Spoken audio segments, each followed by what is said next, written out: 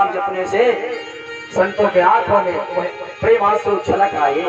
संत ने कहा, बेटा राम जी क्या नहीं करते, ये पूछो। राम क्या नहीं करते?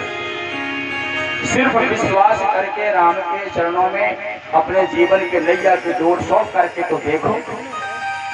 राम जी प्रत्येक प्राणी के योग क्षेम का भार अपने पास स्वयं रखते हैं। यह राम इतना दयालु है कि जब तक संसार के प्रत्येक प्राणियों को भोजन नहीं करा लेता, तब तक वह खुद भोजन नहीं करता। जब तक संसार के प्रत्येक प्राणियों को मेरा राम भोजन नहीं करा लेता, तब तक स्वतः भोजन नहीं करता। संत ने कहा, मलूक ने कहा, मैं इस बात को मानने को तैयार नहीं हूँ, राजी नहीं हूँ। तो संत ने कहा, कैसे मानोगे? मलूक ने कहा, यदि तुम्हारा राम हमें भोजन करा दे, मैं कुछ कर्म ना करूं और मुझे भोजन करा दे, तो मैं मानूंगा कि तुम्हारा राम सबको भोजन कराता है। संत ने कहा, ठीक है, मैं कहता हूं, मुझे विश्वास है कि राम सबको खिलाता है। दुनिया का दाता राम है, दुनिया का भरण पोषण करने वाला राम है। मलूक ने कहा, तो ठीक है, आज तुम्हारा राम हमको खिलाए तो मैं मानूंगा कि राम सबका ख्याल रखते हैं। संत जी से कहा मलूक ने, यदि तुम्हारे राम ने आज मुझे भोजन नहीं करा पाए तो क्या करोगे?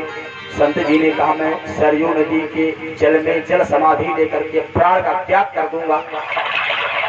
यदि तुम आज दिन भर भूखे रहे, तुमको खाने को नहीं मिला, संत ने कहा, मैं कहां तक अपने राम की महिमा का बखान करूं? हमारे राम तो उस खाने वाले को महाराज पेट भर खिलाते हैं, शक्कर के खिलाते हैं, जबरदस्ती खिलाते हैं। अच्छा, अब तो मैं आज तुम्हारे राम की महिमा देखूंगा, ऐसा मलूक ने कहा। संत ने प्रतिज्ञा ले ली, यदि आज मेरे राम ने तुमको भोजन नहीं कराया तो मैं जल समाधि ले लूंगा।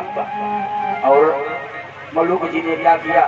बगल में जंगल लगा हुआ था महाराज, सरयू नदी के किनारे, उस जंगल में मलूक जी प्रवेश कर गए। उस जंगल में एक विशाल बट का वृक्ष है, उस बट के वृक्ष में मलूक जी चढ़ करके शिखर पर जाकर के बैठ गए। और महाराज दोपहर के 2 बजे, सुबह से लेकर शाम तक तो मलूक जी भूखे भी रहे, 2 बजे तक। जब 2 बजे तो उस जंगल में से, उस बट वृक्ष के नीचे से होकर के कंजरों की टोली निकली। कंजर